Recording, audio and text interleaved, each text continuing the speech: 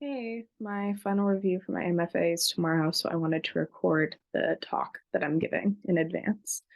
I'm super excited um, to be able to finish my MFA. And basically, what I did is I put all my thesis information on my website. So, um, my thesis is called Supermassive, and it is a speculative, theoretical streetwear brand that seeks to make science cool or seem cool. So, the way I'm going to start this talk is in the beginning, science and art weren't really separate things. Before cameras existed, scientists either had to be artists themselves or really respect artists and pay artists. And art was an instrumental part of science because it's what let people share information. So, photorealistic drawings, getting the pigment colors correct to what existed in nature, all of those things were incredibly important. And so, there wasn't this divide between scientists and artists. And on the artist end, artists generally either had to be paint makers and understand pigments and the tools they were working with a lot better than we do today when we can go buy materials, or they had to hire someone to do that, which meant they, respected them in a sense. So there wasn't this contemporary disconnection between science and art. So I kind of wanted to bridge that gap. I've grown up seeing beautiful images like these kind of my whole life. And I was wondering if I could model my thesis on making contemporary versions of beautiful scientific, artistic diagrams. So that's where I started. I started making these kind of gorgeous poster illustrations. But what ended up happening is I realized that either what I was drawing sort of already existed, it wasn't that different from what we've seen before, and maybe it was in my style or it was more artistic or whatever.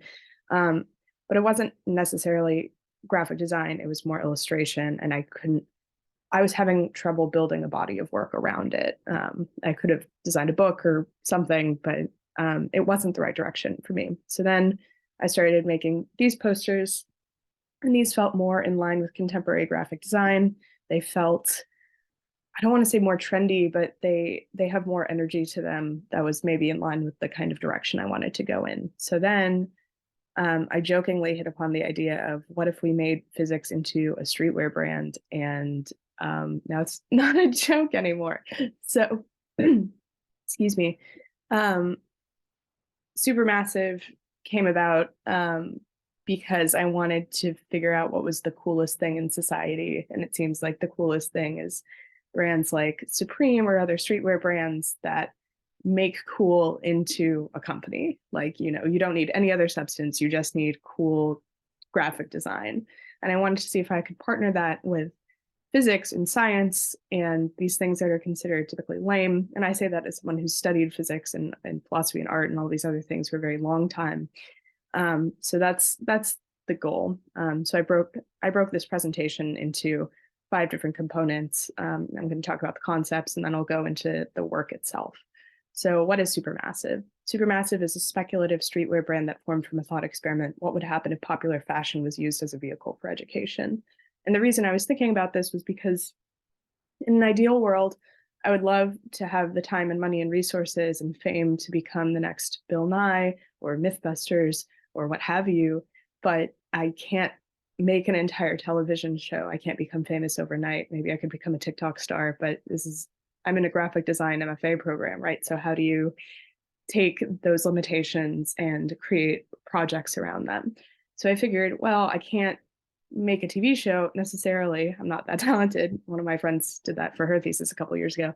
But I can make a mock-up of what a streetwear brand would look like. And my idea here was that you would take something seemingly cool in society, and then you would sort of like sucker people into learning about science through getting a t-shirt. And like, if you got a t-shirt, maybe it would come with a zine, and maybe the zine would explain the physics concepts, or maybe you'd have trading cards and each one of them looked really cool, but it was about a different science concept. So that was the idea. So some of the concepts I was working with, I did a lot of research and wrote a lot of essays, and those aren't part of this presentation because I'm showing off the work right now.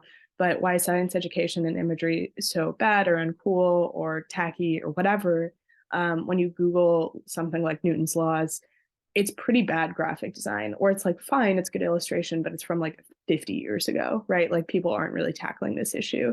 And then I, on the flip side, was curious about the fashion industry and fashion production of real, um, kind of projects like Supreme. And I realized I didn't really want to go that route either. I wanted to make everything on my own.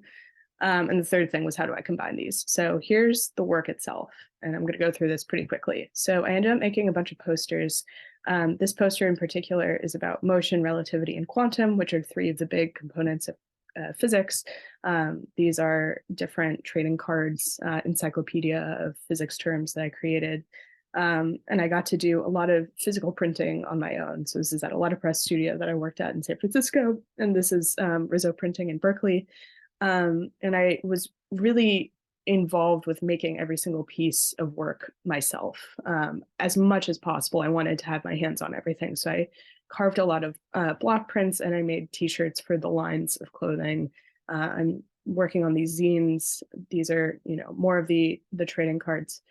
And that's what I was interested in. And then I actually initially started with the branding of the company. So this is a brand guide. And then I started with this line of branding in blue, and then realized I didn't want to go that route. And so I did a complete redesign like halfway through and ended up with this aesthetic. So then after that, I realized that what I was actually really interested in was type design, or like the first 90% of type design, which is making the cool fonts before you edit them. And so I made a bunch of fonts, and these are all somewhat inspired by science fiction or science aesthetics. This is like sort of like the NASA logo. This is, these are two different pixel fonts. These are like video game-esque button kind of things.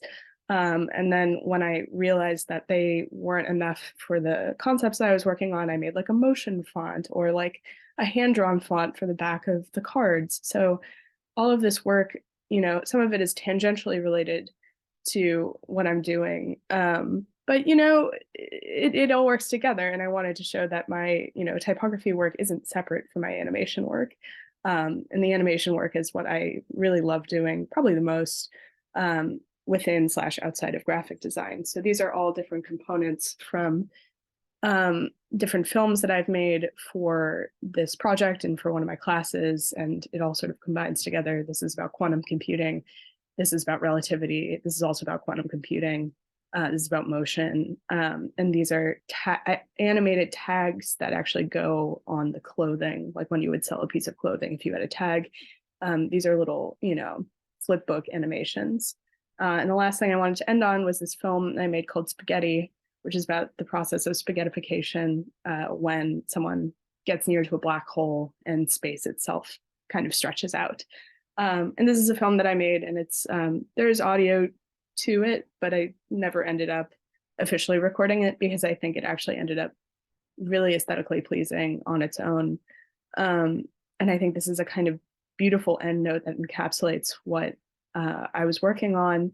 And then just as a quick, brief overview, I made a mock-up website for Supermassive for what it could look like in the future if I were to sell these shirts. And yeah, that's it.